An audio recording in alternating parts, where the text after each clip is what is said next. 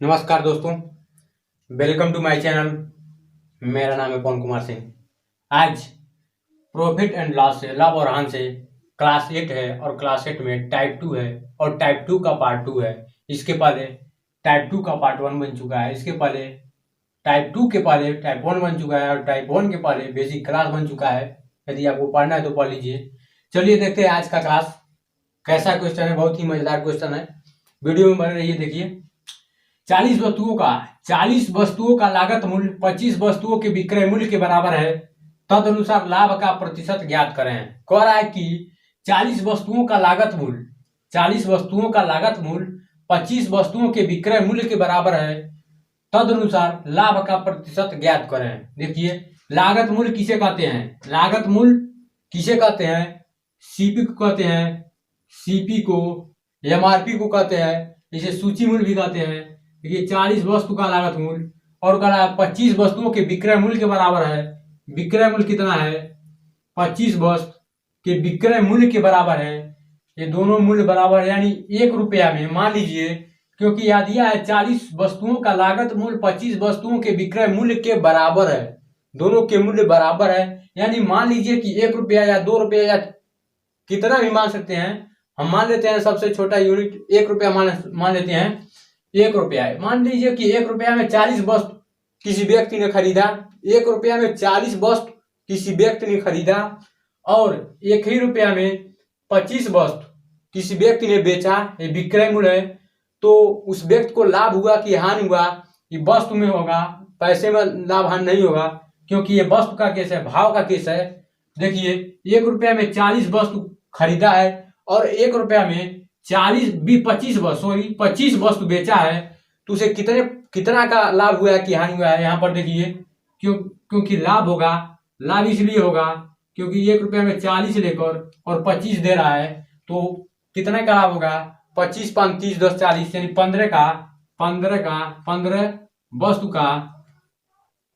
वस्तु का लाभ होगा। ये क्या है? 40 क्या है? 40 वस्तु है, 40 वस्तु है और 25 वस्तु है, भी वस्तु है। देखिए, लाभ हुआ।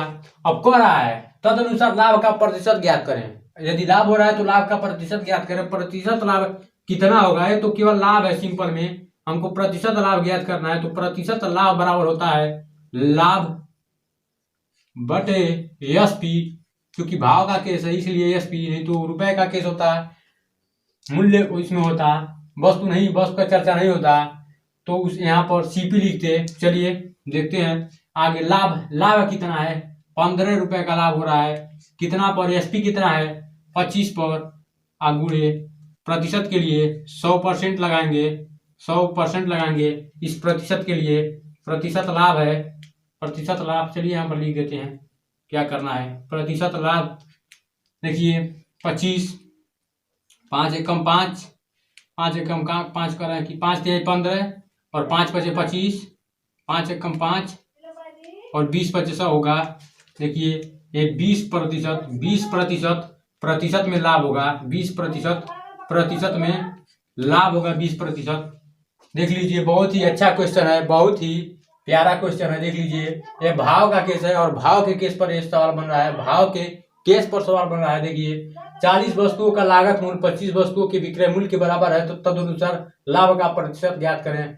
40 वस्तुओं का लागत मूल्य कर रहा है, 25 वस्तुओं के विक्रय मूल्य के बराबर है, यानी दोनों का मूल्य बराबर है। मान लेते हैं दोनों का मूल्य 1 रुपया है और 1 रुपया में 40 वस्तु को क्या किया गया है? खरीदा गया है और 25 वस्तु को बेचा गया है, यानी कितने वस्तु को बचाया गया है? 15 वस्तु को बचा लिया गया है, अपने पास रख लिया गया है। और 40 वस्तु खरीद कर 15 वस्तु अपने पास बचाकर और 1 ही रुपया में 25 वस्तु को बेच दिया गया है, यानी 15 वस्तु का लाभ हो रहा है। तो लाभ हो रहा है 15 वस्तु का। तो हमसे पूछा है प्रतिशत में लाभ ज्ञात करें। तो प्रतिशत में लाभ ज्ञात करने के लिए प्रतिशत लाभ बराबर होता है लाभ बटे एसपी गुणे 100%, क्योंकि ये भाव का केस है, ये रुपया का केस नहीं है, इसमें रुपया का चर्चा नहीं हुआ है, इसलिए एसपी लगाएंगे। और एसपी लगाएंगे, एसपी का मान रखेंगे 25% और लाभ का मान रखेंगे 15। 25% करें 25। देखिए, लाभ जो है, लाभ का मान रखेंगे, लाभ 15 है और उसके बाद एसपी लिखेंगे 25 और गुणे प्रतिशत के लिए, इस प्रतिशत के लिए 100% का गुणा करेंगे। हल करने के पश्चात जो आएगा वही आपका आंसर हो जाएगा। चलिए एक क्वेश्चन और करा देते हैं इसी पर, बहुत ही अच्छा प्यारा क्वेश्चन। चलिए क्वेश्चन नंबर 3 है, क्वेश्चन नंबर 4 करा देते हैं। चलिए दूसरा क्वेश्चन देख लीजिए।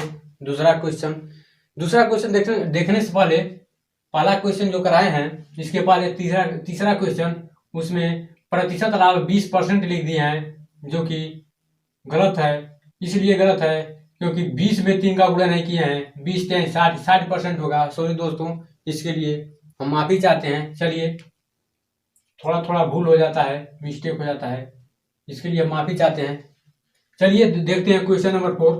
क्वेश्चन नंबर 4 क्या कह रहा है?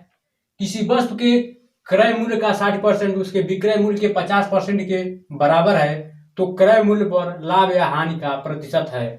कह रहा है कि किसी वस्तु के क्रय मूल्य का 60%, किसी वस्तु के क्रय मूल्य का 60% उसके विक्रय मूल्य के 50% के बराबर है, तो क्रय मूल्य पर लाभ या हानि का प्रतिशत ज्ञात करना है। किसी वस्तु के क्रय मूल्य का 60%, सीपी का 60% कह रहा है, सीपी का 60% विक्रय मूल्य यानी एसपी का 50% के बराबर है। ये दोनों आपस में बराबर है, तो कह रहा है कि क्रय मूल्य पर लाभ या हानि का प्रतिशत कितना होगा।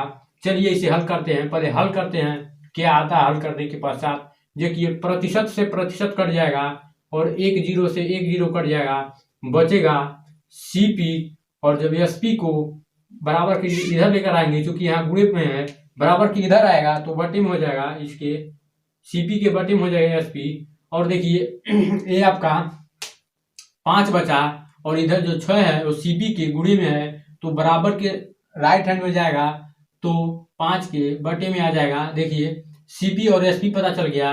सीपी बराबर 5 और एसपी बराबर 6, ये पता चल गया।